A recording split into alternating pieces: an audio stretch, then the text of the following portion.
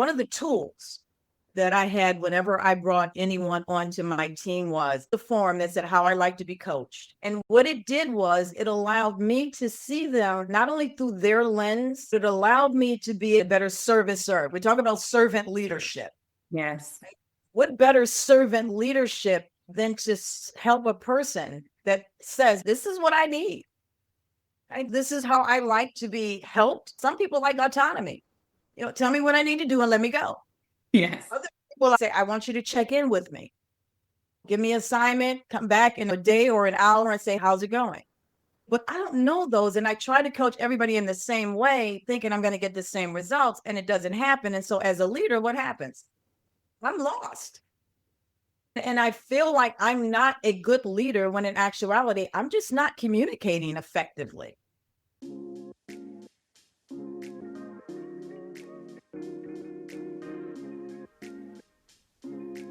Welcome to Manager, a podcast about the experiences of people leaders and how we can enable them to lead engaged, healthy, and high-performing teams.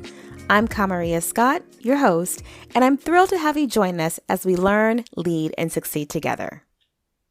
Hi, friends, and welcome back to another episode of Manager. You have likely heard me say that being a people leader is our ability to manage both the relationships and the results needed to get the job done for our teams and organizations. A lot of times we talk about the relational aspects, making sure that people feel psychologically safe, making sure they feel seen and valued. But this season, I really wanted to lean a little bit more into the results aspects of being a people leader, the actual work we have to get done and how we achieve having those high-performing teams. So I am so thrilled to have today's guest with us because she is an expert in customer service and communication, which is a foundational part of how we achieve the results of what we do. She's going to share with us her experience as a people leader, how she has brought a customer service mindset to executing and delivering for our customers and organizations, and how you can do that with your teams as well. So Sheryl Mays, I'm so excited to welcome you to the podcast. Welcome to our Sheryl. Thank you so much. I am so excited to be here. This is a topic that is true and dear to my heart because I remember being a new leader. So what that entails from going from an individual contributor to now you have a team. Yeah. Tell us a little bit about yourself, your background, your experience leading teams, and what you're doing now. Absolutely. So yes, I am in Orlando, the city beautiful, the town of Mickey. Been here about 20 plus years. Came from a cold place up north. Did not want to shovel snow, did not want to freeze any longer. So I am a mom. I am now a grandmother, which is, I don't use the phrase grandmother, I use glamour. A glamorous grandmother. I am the glamour of a 4-year-old. And, I enjoy all things outdoors, which is why I love Florida so much. I'm a scuba diver. I run marathons. I'm that one that is outside when people are going, oh, it's too hot to be outside. I'm like, please where's my chase lounge? I love it. I heard this phrase the other day, and they were talking about being a prisoner of hope. And that really resonated with me because I find myself in that category. I am always going to think that anything is possible. Oh, I love that. Provided our mind and our heart is attached to our actions. And it gives us the opportunity of really being able to look forward in optimism, regardless as to what the day might bring, because we know sometimes days are not exactly what we had planned when we woke up.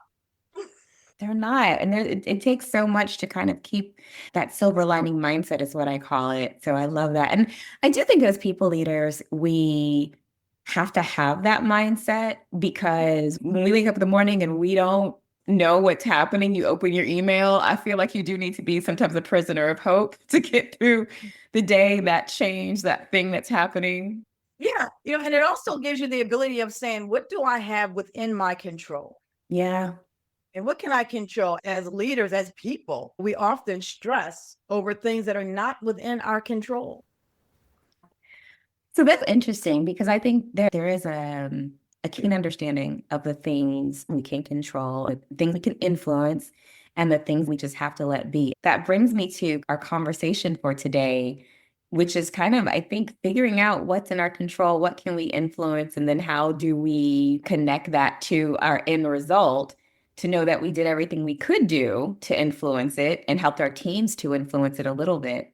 So I'm curious, I want to talk a little bit about your professional background and what you have grown to be an expert in helping teams do over the years.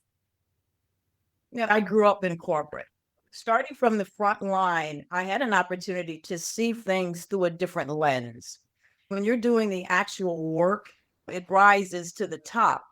You see things from an individual standpoint versus a group standpoint. Mm-hmm. As an individual, I had the opportunity to see how much of me I want to invest in the work that I'm doing to get to that next level. Right? So, and I say that because there are several things you can do. I can just focus on me and go, okay, this is my goal. If I achieve my goal, then I have fulfilled my purpose. Mm-hmm. The thing that I loved about what I did is that my goal was always higher than the goal given to me by my managers. Therefore, if I focused on my goal, I would crush their goal. That's how I became the stellar performer, where I got the rewards, the accolades, the trips, and the statues, those really heavy things you put in your offices. I had the opportunity of looking at it through that different lens of saying, what is it that I want? Understanding the expectations of my leaders and being able to say, if I go for mine, then I know I can outdo theirs. Yes. And that's how I got to be that person that they then said, hey, you're doing a fabulous job. Why don't we give you a team now? And I was like, okay, yeah, I would love to do that. They set you up with a team. And so I became from an individual contributor, I'm now a regional director. So I have a team now of 5 different campuses, which is what we call our locations. I get this team. I had to learn during that process that everybody on the team wasn't in the same place that I was mentally. As new leaders, what we find out is that everybody doesn't want to be a leader. Some people just want to do their job. Everybody doesn't want to be that person that is responsible for other people or other people's livelihood. Yeah. And that's huge. Everybody doesn't want to be responsible for having to release someone from their place of employment. Everybody doesn't want that role. People like to be seen because with that typically comes more money, you get bonuses, and so people enjoy that, but they don't really necessarily want to go to that next level. Mm-hmm. And so I had to learn that's okay. That's okay. Because in my mind, everybody wants to go to the next level. I'm like, how could you not? And so I learned that that's just not where everyone is. And when you inherit teams, we don't get to choose. Folks are just grandfathered in. And so when you inherit teams, it becomes then even more difficult. And because now, how do you adapt? How do you influence? How do you coach? And had to do the hiring process, they would probably not have made the cut. That's right. And that is such a real conversation. I want to pause here for a second because you said 2 things that I think are really important factors for people leaders. One is you pick up a team and there are different mindsets, there are different priorities.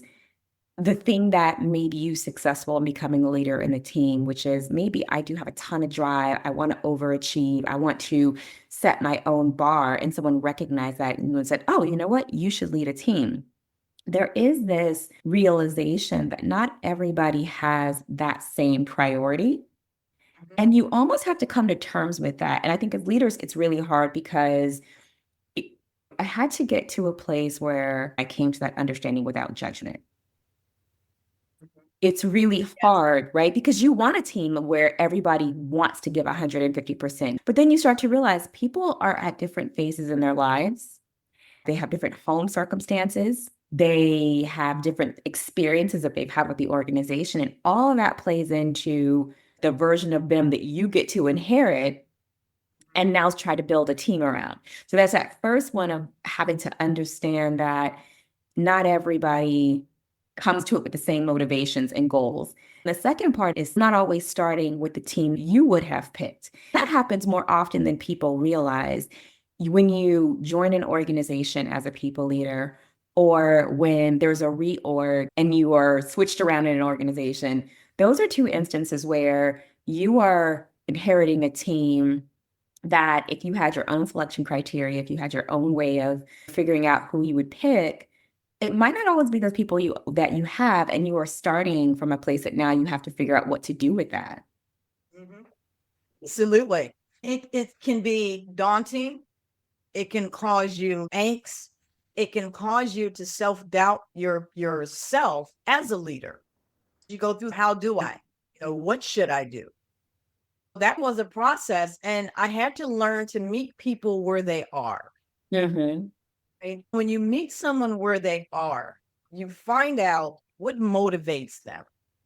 You talked about this early in the segment, right? What is the relationship? And I talk more about what motivates people, what drives people. Because the thing that I did realize early on in my leadership role, and I brought that from my individual contributor, was that behind every data point, right? Behind every data point on a chart, that data point moves because of the pulse that's behind it. And that pulse is the people. And so if I'm thinking about moving the data point, I can focus on, we need to drive more, we need to call more, we need to do this more. Or I can say, okay, wait a second. What is it that my people need? What is it that this individual needs in order to get us to the place we need to be? Mm. And everybody is not driven by the fact of, hey, today I'm going to make the company more money. That's not why people wake No. up in the morning. Are you sure? Right? To think people are like, hey, can I make the company more money today? But that's not why people wake up. Not. That's not why they show up. And so I learned that when you provide an opportunity for people to see that the work they're doing is worthwhile, Mm-hmm. that they fit into a much bigger picture. Now, through that, what happens? These data points incrementally start to move. And so now they start to move in an upward motion. I have this concept in a book called the flywheel concept, Mm-hmm. and it's really about creating momentum. How do we create momentum that we can then recycle? We can talk about pipelines and sales funnels and dropping leads in at the top, and hopefully when they come out at the bottom, we can convert them. But what happens? We've gotten to the end of the leads. Now we're out searching for more leads to drop into the top. The flywheel concept is a continuous rotation. We have created this force that comes from leader-led. This force comes from the top, and it motivates individuals so that they're doing the work that's worthwhile. When people feel that, they want to do more of it because they see how they play into the bigger picture. Now I wake up in the morning saying, operating in my purpose, but I'm making a difference. Yes. Now that relates to whether I am internally, if my customer might be internal. I might be in a department that has no affiliation with a purchasing customer, but my customer is my next department. It's my colleague sitting next to me. With this continuous momentum, everybody is on this flywheel. Mm-hmm. And we're continuously moving forward, and these data points are rising to places that we're like, wow, how did that happen? Why does it keep happening? Well, because I'm not focusing on the numbers. We got to get there. But I'm focusing on what allows my people to feel good about what they do. Yes. There's two things that I really love about what you just said. One of them is a lot of times we are trying to manage to the outcome. You mentioned sales as your example, but my field of existence is in culture and employee engagement. I think about how we always measure. And whatever that score is, we're like, this is it. But by the time we measure it, we're at the back end of what happened. We're at the back end of how people feel about it. And we typically have no idea where, that's going to land us because we missed some of those earlier measures that feed into that number. So there's something in there about starting at the end instead of those things that you're doing before. And then the other thing that stood out to me that I really loved is the motivation piece. of doing the work that people love. One of the hardest parts, well, I say hardest, but I find it delightful, but sometimes is matching people's motivators, taking a job and actually sitting and thinking what part of this role is going to be motivating to people and it's going to give to them and help them feel full and purposeful every single day. And we say very high level that you should just tell people how their job relates to the mission of the organization. But I mean, do you think that's enough, or is there more to the process that you use in helping people find motivation in their work every day? Yeah, there's more to the process because, again, people don't wake up in the morning thinking about how they can make the company more money. Right. They wake up with the purpose of, am I going to make an impact today? And to your point of misaligning or miscongruently placing people into roles that they're not suited for, nor are they able to shine in that role. Right. So there's a concept that is the entrepreneurial operating system. Some businesses, small businesses operate EOS. Right? And in that concept, when you talk about people, they share this tool called GWC. Do they get it? Do they want it? Do they have the capacity to do it? Mm-hmm. And when you use that as a guide, that now allows me not to misplace people. If they don't get the purpose of what they do, if they don't want to do the thing, and they don't have the capacity, and capacity, I mean skill set, talent, gift. If any of those areas are misaligned, they're not going to be a good performer. So how do we get people to that place? This is where we have the ability of saying, let's have a one-on-one.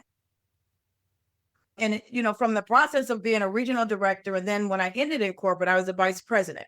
Mm-hmm. So I went from regional director, 5 locations, to being a vice president with 25 locations. Okay. And so in that process, shifts in elevation, shifts in responsibilities, shifts in people, shifts in people's mindsets, because the higher you get, the changes of people's mindsets that you are working or leading. Right? And so now, as opposed to dealing with direct reports as a regional director, as a vice president, I'm now dealing with directors, and they're dealing with their direct reports. Sure. So now my shift has to change because of the people that I am now leading. They're in a different role. They got to that role because they too were individual contributors that were then advanced into specific roles. The process that I always taught, the process that I always coached too for my directors was, we look at the people and we don't chase numbers. When you chase numbers, you get frustrated, you get depressed, you get mean. Yes. Right? Let's just keep it real. We have to keep it real. That number is not where I'm headed to. Right? And if you don't have the ability to have a sit down with your team and say, listen, here's where we are. Here's where we need to get to. Help me help you. How do we get there? Now, what have I just done? I've opened up the door for the team to be a part of the solution. Mm-hmm. And when people are a part of the solution, now we're talking personal accountability. Because if I'm a part of the solution, I have to do what I say I'm going to do. Yes. When we think about human behavior, I believe every leader has to take a course in human behavior. Yes. Right? And why wouldn't that be a prerequisite? I love what you're saying, because I think that is so true. I was in a podcast with a different guest, and she said, how do you know all of this stuff? And I said to her, well, I'm an IO psychologist. I literally studied human beings at work. That's my actual foundational degree. And I brought that to me as a people leader, understanding motivation, understanding how people act in groups versus individuals. And it's a disservice that we do to managers, because we understand the shift in the role from being the individual contributor. And we do understand that leading people is a different role. It's really all about influence and bringing people together and moving them collectively toward a goal. And yet, sometimes the things that we are teaching, the way that we support people leaders, can be a mist of what the new job actually is. Mm-hmm. And instead, we lead to exactly what you said. We teach them how to chase the number instead of how to understand the humans that they need to corral towards success. Sometimes I feel like it's a miss in a lot of the development strategy of people leaders. It is, and so then what happens? What's the fallout behind that? Turnover. That's the fallout, is turnover. I get to choose my person now, but now we have that build-up time. Right. To put in at least 3 to 4 months training this individual before they become a producer. And you have to hope that the person that turned over is one that you wanted to turn over. Yeah. Right? Because you can have regrettable attrition. A lot of times when we think about people leaving our teams and our organizations, it's not always that low performer that turns over. Sometimes if we don't get it right as people leaders, the person that leaves us is actually the person we would have wanted to stay because they could have been a high performer had we understood how to motivate and lead them and coach them correctly. I'll tell you, one of the things that my leader taught us was that there are some people that need to be coached. There are some people that need to be reprimanded. There are some people that just need to be loved on. Yes. Being able to stop my agenda and looking at my people and saying, okay, where do they fit in those categories? Isn't that an art?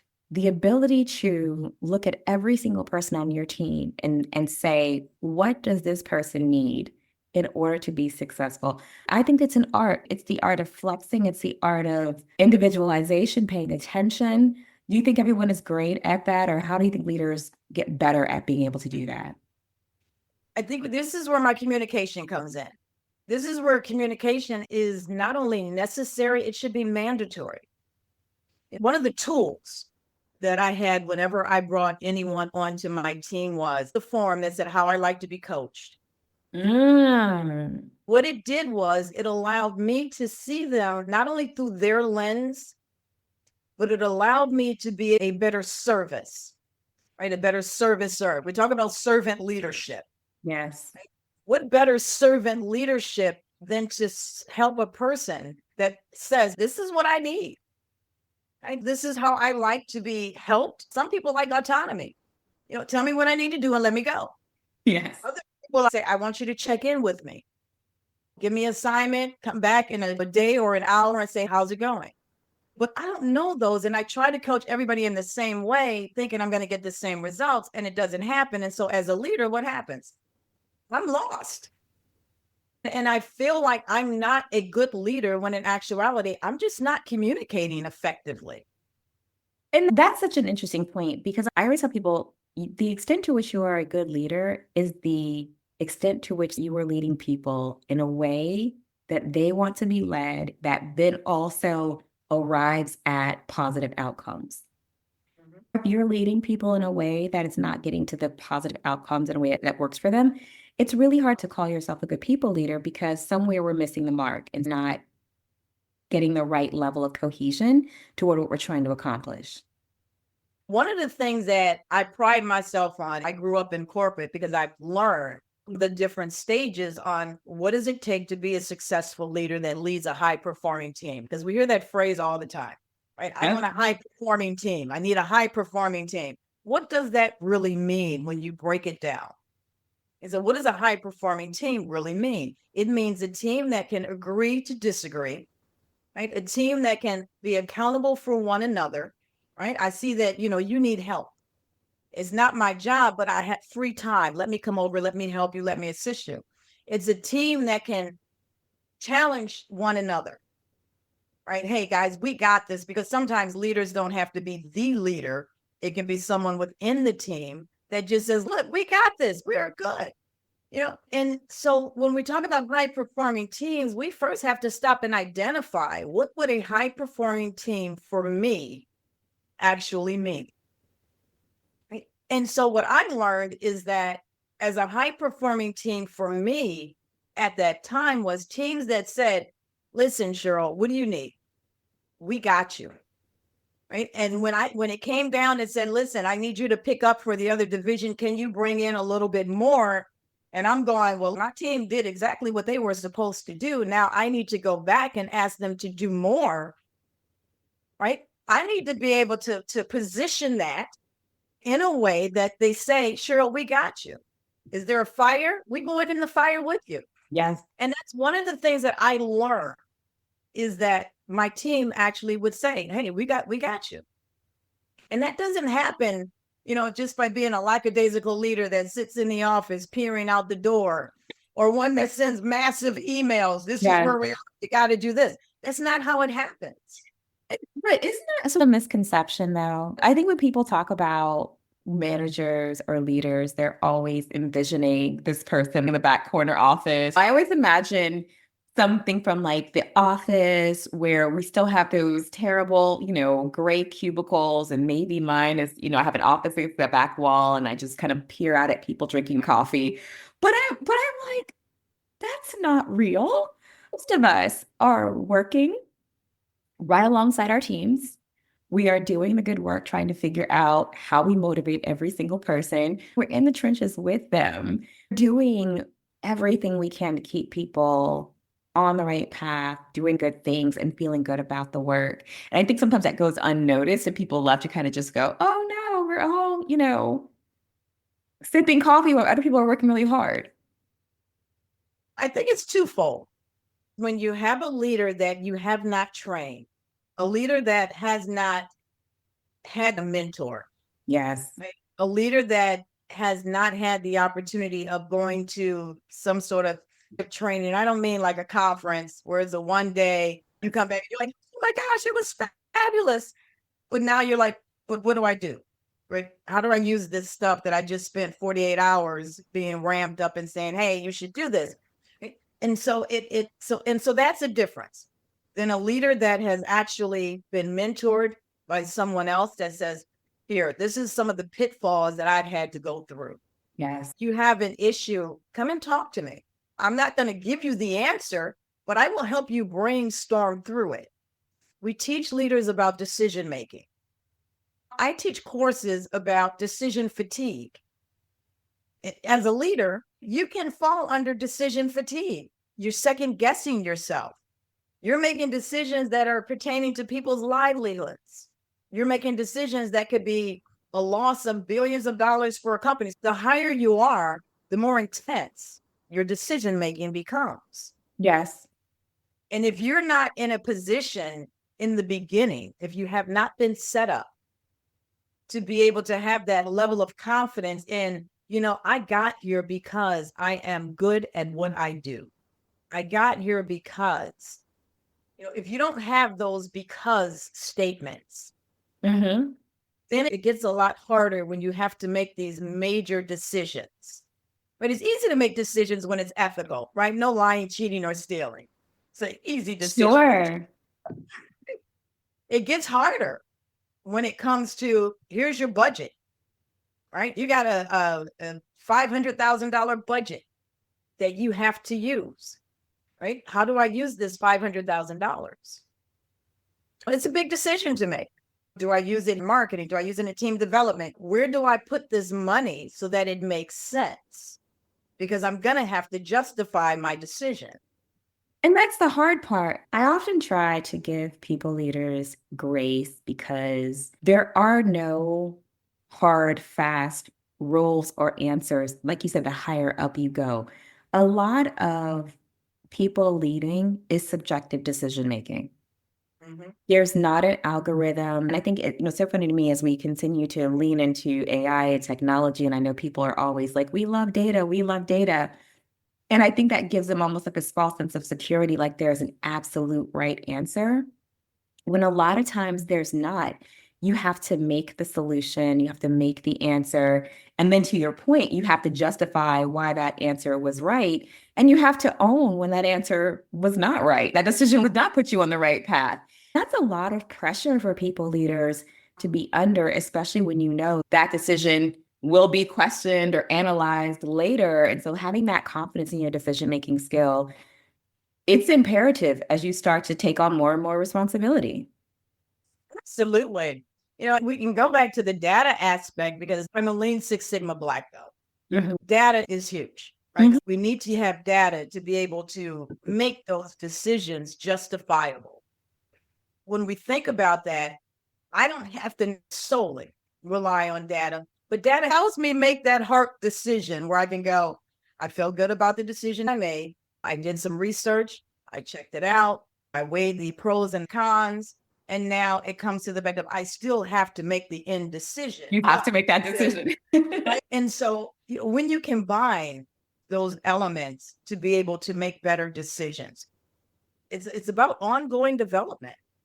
I think as leaders, we cannot stop learning how to be better leaders. One of my business mentors said this when we had conversations about leadership. He said, and it really sounds like a riddle within a rhyme. He said, the role of leaders is to get better. Get better at helping other people get better, and then get better at helping other people get better. As I get better and I help others, I am continuously getting better and I'm continuously helping others. So again, it's the cycle. Again, I go back to the flywheel, right? What creates that momentum? When you invest in people, people see that you are willing to invest in them, whether it's time, resources, finances, whatever that investment is. When you invest in someone, the humanistic response is, I appreciate you because you value me. Yes. And so what does that now do? It creates loyalty. And through that loyalty, I now want to be personally accountable for delivering what needs to be delivered. Now what happens? My points on the data go up again. So it's that, we talk a lot about, the kindness and being nice and helping people find that sweet spot. Yes. That's all fine and good, right? But we can talk about emotional intelligence and bring all of these elements into my role as a leader and how do I become a better leader. But none of that works unless I first within myself have come to the realization that I am still learning. Yes. And as I continuously learn and get better, I help my team members get better. And through that example, we now all have the capability of moving forward in whichever motivation piece they need, whether they work for the money, they work for the accolades, they work for the higher ups to see their name on the reports, whatever that is, we are now continuously in this cycle. I love that. I think that is a fantastic perspective of starting with yourself, starting with your own development. And so we've talked about development in a lot of different ways, right? So we talked about the importance of learning human behavior. We've talked about the importance of learning from other leaders. We've talked about the importance of developing your decision-making capabilities. Are there other things that you have found over the years that are key areas that have helped you in your continued development that you were like, these are things that I'm so grateful I learned because they have helped me to help other people and help other people? Absolutely. Our social engineering was a huge, huge element that I learned. How do we create alliances? Are we approachable? So oftentimes when we think about leaders, right, it's not about separating from the pack, it's becoming more immersed into the pack so that you have temperature gauges. Yes. Right? And so when I think about social engineering, it's really about how do we, right? It's not they, but it's we, right? So it becomes, how do we have the capabilities of being able to maneuver ourselves, right, into a place where, we're all looking out for one another. But if I'm not socially approachable, if I am not socially adaptable, and we see it all the time, right? When you talk about emotional intelligence, why does it rate higher than IQ? Right? Because we know that people with really high IQs, sometimes they don't have that social capability. Right? And so now what happens? Well, that's like a clog in a wheel, because now that flywheel is not circling, it's stopped. And so it's important. One of the things that I had to learn was that the better aligned I am as a leader, the better alliances I have, the better my team can perform. Right? Because my sole role was knocking down obstacles. Yes. That's what I considered my role as a leader. If I knock down obstacles, you can do what you need to do. That's what I'm here for. Tell me what's stopping you and let me tend to that. You can't tend to that if you don't have alliances. Yes. And if you're not socially involved, then you're not going to allow your team to perform to that level of high performance. And so now what happens? There's a distrust. There's a lack of transparency. Right? So there are those costs that come with not being able to be, to manage your social engineering. And the cost bears down to your team. And it's not interesting that, it's that self-awareness of not only is my role thinking about down to my team, thinking about how I'm leading other people, how am I also existing across to my peers, to others in the organization? That continued focus on self-awareness is really important because, to your point, if you don't have alliances, if I can't get my team to work well with other people's teams, if I don't work well with other people's teams, how do I create alignment between us to where there's a healthy working relationship that keeps that flywheel moving forward? Mm-hmm. Yeah, because without that, what do you have? Is the team members saying, well, they didn't do this. Yeah. Right? Or I couldn't do what I needed to do because they didn't.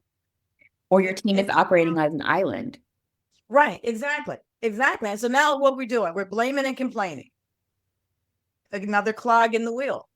Right? We're blaming, we're complaining. And so the wheel is not circling, which means now we're at stopping points that we now have to lack of production, right? Not making the company's objectives because we have to stop and we've got to fix this thing so that we can continue to move forward. And so the other thing that I learned, in addition to social alliances, is to be able to have temperature checks. What's going on? Because fine doesn't always mean fine. It doesn't. It does not. I'm fine doesn't always mean you're fine. Right. And so I had to really be aware because, I always used to say when your most passionate person goes silent, something is wrong. That person that, they're the one that everybody's like, oh gosh, Claire, she is amazing. Claire helps, Claire does this. And now Claire is like, what, guys, I'm not being helpful today. Oh, wow, something's gone wrong. Right. And so we can't ignore that and go, okay, well, tomorrow maybe she'll be better. No, because today that clog in the wheel is stopping our productivity. Yeah. And so I need to stop looking at my agenda and saying, wait a second, I got to fix this. I have to identify what's the behavior that's happening. And so I look at what I call customer service performance indicators. And there it says customer service because customer service is also an internal phrase, right? How are we interacting with our internal customers? And so what are those performance indicators? And one huge one is communication, right? How are we communicating? Another one is our company core values. Are we leading by our company core values? Well, what's the purpose of those? Core values help us make decisions. Right? That's that ability to be empowered. Right? I'm making a decision based on what we stand for. Is it integrity? Is it accountability? Is it growth? What are those company core values? And am I using them? We have to continuously talk about what we want people to focus on. Yeah, we absolutely do. We have to help them kind of because there's so much swirling. Yeah, I love that you talk about growing up in corporate because I think a lot of us do, right? And I've started off in healthcare, and then I went to sort of startups, and then a lot of my career has been corporate life. And for those of us that exist in that space, we know there is always something happening. It is always a very dynamic environment. And if you don't have some anchors for people, it is so easy to get lost. And you go back, you mentioned decision making. It's so easy to make decisions that maybe are not favorable if you don't have something like values or pillars that help people to help make that decisioning a little bit easier. And so that's really important for people to have articulated and brought into how they're leading their teams. Yeah, and it has to be a part of the everyday conversation because now it's cultural. Mhm. So now we've gone from the individual department or that individual leader to now, how do we make this cultural so that everybody, right? And I mean, everybody in the back support office to the janitorial services, right? Everybody is focusing on how do we make this delightful, right? And it's a term, right? Delightful. Sure. Is right. How do we make this so that people understand it? Well, we know for a fact if we talk about something once a quarter, talk about it once a year, it's like people are like, yes, the flavor of the month, right? But what if it's everyday conversation, right? We're Mhm. talking about accountability every day because it's our core value. We go into team meetings. We spend 10 minutes on one of our core values. Right now, it becomes a part of this is who we are. Now, when I get ready to make a decision, I don't have to ponder very long because it's part of our core values. Now, my justification for making that decision is based on this is who we are. This is who we are. I make that decision because we said this is who we are. I And can never go wrong there. what I love about what you're saying is that for me, it brings it full circle to what you said, right? When you said, I have to decide as a people leader, what does a high performing team mean to me? Mhm. In that decision-making factor, I have to figure out what are the values that need to show up on my team that make it high performing. And so if it's we lean on each other, we have, like you mentioned, constructive disagreements. All of those things are values that we pin down that become that North Star that we're trying to get to. And so when we are doing something, we're asking ourselves, are we having constructive disagreement or healthy disagreement? Are we leaning into each other? What does that look like? And it also allows us to celebrate it when we see it and to keep encouraging it, which for me goes back to the motivation part that you mentioned, that when I am then seen and valued and recognized for these things, it gives me a little bit more motivation as well. And I need to feel valued because that allows me to feel my purpose. Yeah. It gives me a place. So, as leaders, it's a huge responsibility. There's this quote that I think it's Shakespearean that says, heavy is the head that wears the crown. Right. And it is. Right. But yet we raised our hand, Uh-huh.